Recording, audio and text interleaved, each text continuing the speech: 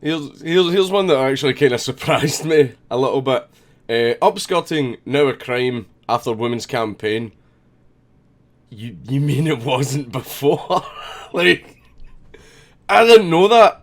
Like, see if someone came up to me and said, "Do you think upskirting's illegal?" I would have said, "Yeah, it must be. It must be. There's no way that that's not a crime." Apparently, it fucking wasn't.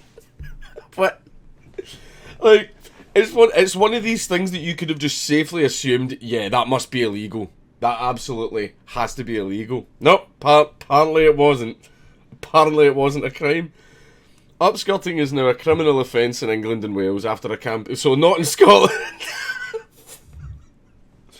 um. That's. I would have just assumed that that was in fact a crime. Is it a crime in Scotland? I hope it is. But after a campaign by a woman targeted at a music festival, offenders will face up to 2 years in prison for taking an image or video under somebody's clothing in order to see their genitals or underwear. Gina Martin, who led the calls for change, said she hoped the change in law would help people feel comfortable to report such crimes. It is already a specific crime in Scotland, but not Northern Ireland, right? Okay, that's fine. That's fine then. A part of me was kind of worried that basically perverts in Scotland would read this and go, "It's not a crime here," and head down to the nearest train station. Fucking hell. But not in Northern Ireland. Okay. Speaking on the day the law came into effect, Miss Martin called on people to report upskirting when they see it. She told BBC News, "If a new law is there, great, but if we don't know about it or aren't reporting it, then it doesn't do anything. We have to build a picture of how much this happens because it happens a lot." Prime Minister Theresa May described upskirting as degrading and humiliating and said offenders should feel the full force of the law. Like, yeah. Yeah. Upskirting is a massive violation. It's a violation of someone's right to privacy. I would agree with that. Yeah, upskirting definitely should be a crime. I can't believe it wasn't before. Like, I know they have like fucking massive problems with it in Japan. I think even on the trains they've even got like pictures of like it shows you the little drawn pictures of guys like taking pictures up women's skirts or even putting a mirror on their shoe so that they can look up and see it and shit like that. Like, I know they've got huge problems with it there, but I am. A part of me is pretty fucking blown away that wasn't a crime here. How the law has changed. Miss Martin, 27, was waiting to watch the Killers perform at the British Summertime Music Festival in London's Hyde Park in July 2017 when a man put his phone between her legs and took pictures. After informing the police, she was shocked to discover upskirting was not a specific offence and the case had been closed. What the fuck? Okay. Okay then. Imagine that. Someone literally fucking puts their phone between your legs and takes a picture of your FUD. And the police go, "There's nothing we can do, darling." Like, nah. Right, this is a law that I do agree with. That it does infringe on someone's rights, especially if the pictures get fucking posted online and all that. You have a right to privacy, and that's extremely fucking invasive. So yeah, I'm okay. I've got some truck with this. Soon an online petition calling for police to reopen the case has received 50,000 signatures. She also wrote a feature for the BBC News website explaining her battle, recalling the dramatic moment she chased after the man who'd taken the unwanted photo. Hopefully it fucking belt the cunt in the head. It wasn't long before the campaign was picked up by Lib Dem MP Wera Hobhouse. Encouraged by government ministers, she brought a private member's bill backing the creation of an upskirting offence. Her bill was expected to sail through the Commons, but parliamentary rules meant that it only required one MP to shout object to block its progress. The bill was initially blocked by Tory backbench MP in a move which was widely criticised. Okay. However, Miss Martin's campaign secured government backing on 15th July last year, and the Voyeurism Offences Act No. 2 bill was put before Parliament days later.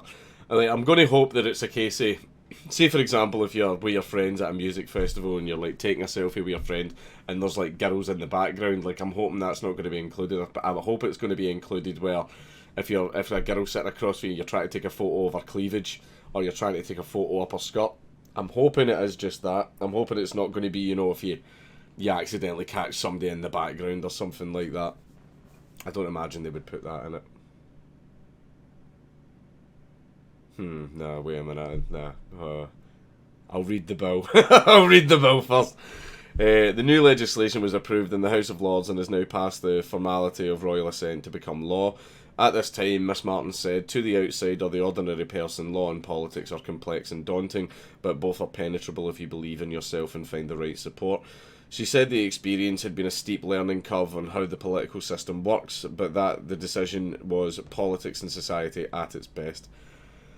I still can't believe it wasn't a law. Analysis by Clive Coleman, BBC legal correspondent. Until now, offenders could only be prosecuted for voyeurism or outraging public decency, but voyeurism only applies to filming in private, while outraging public decency usually requires a witness, and upskirting often goes unobserved. Filming in private? I don't get it. So that basically means if you're like filming someone through their window when they're in a private setting in their house? I'm not sure. Okay. So following tireless campaigning by Gina Martin, the government has created a specific offence of upskirting where the purpose is to obtain sexual gratification or to cause humiliation, distress or alarm. It covers culprits who say images were taken for a laugh, and paparazzi who take intrusive images. Oof. There are paparazzi out there who do that, by the way. Yeah, some of them are fuckers. What is the new law? The new offences apply in instances when, without consent, a person takes pictures beneath a person's... Oh, there we go. We've got the bill. Beneath a person's clothing to observe their genitals or buttocks, whether covered or uncovered by underwear. The offender has a motive of either gaining sexual gratification or causing humiliation, distress or alarm to the victim. The Voyeurism Offences Act of 2019 also ensures that the most serious offenders where the purpose of the offence is for sexual gratification are made subject to notification requirements, often referred to as being placed on the sex offenders register. Oh, there are some things that get you placed in the sex offenders register which I think are a bit shitty. They don't do it so much anymore, but there are guys that are still on the register because they were busting for a piss. They went down an alleyway. They started having a piss. The cops arrested them for indecent exposure. And they got put in the register for that. There was a guy, this was many, many years ago, and he got put on the sex offenders register because it was a football game. You know, all of his, you know, all of the fans of his team were on his bus. All the fans of the opposing team were on another bus. And he moonied out the window at the other team. Like, that's funny. Right, I'm sorry, that's funny, but... basically indecent exposure, and the guy got put in the register for that. I think that might have got overturned. I would need to catch up on that case, but I'm pretty sure that one got overturned. But you moonied the rival football team, like, that's fucking standard, man. Like that's so fucking normal. More incidents reported. New police figures show that more people are reporting upskirting. Data obtained by the Press Association shows the number of people reporting incidents rose from a total of 78 between April 2015 to 2017 to 94 for the whole of 2018. The vast majority of cases involve female victims and male perpetrators. Well, yeah, and according to the data released by police forces under Freedom of Information laws. What the fuck's going on in Thames Valley? Thames Valley has a hell of a lot of fucking perverts. Well, fucking Suffolk, Northumbria and all that, they're all vanilla. They're all prudes. The police forces gave details of the incidents reported to them last year, with the victims including pensioners and school children. Nah, fuck them. Right, okay, now, surely, I know it wasn't a crime, but surely the guys that did the school children got arrested. Surely. Oh, I hope they did not get away with that. Would that not be manufacturing child porn? It fucking better have been. They better not have got away with that. One case involved a 70-year-old woman. Essex police said the same force was involved in a case where a suspect was charged with indecency after upskirt images of a child between 7 and 9.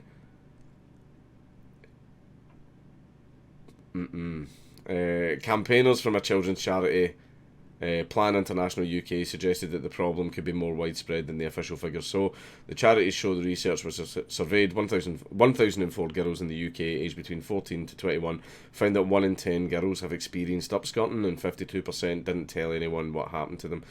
Lucy Russell, head of girls' rights and youth at the charity, said the government is recognising that street harassment is not okay, which is a huge step forward. See, if anybody tried to fucking upskirt somebody in Scotland and people seen them, they would fucking kick their head in. Like, honestly, men in Scotland have fucking zero tolerance for that shit. If they caught a guy trying to fucking upskirt a schoolgirl on the fucking bus or a train, the entire bus and train would kick his fucking head in. The police would need to get called to save the guy. Never mind arrest him. They would need to get called in to fucking rescue him.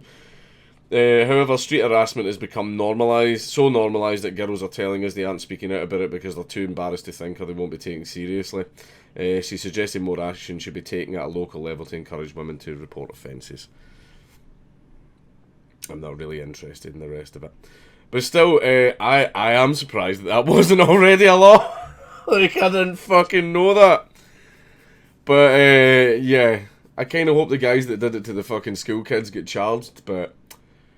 Oh well, fuck me, you learn something new every day.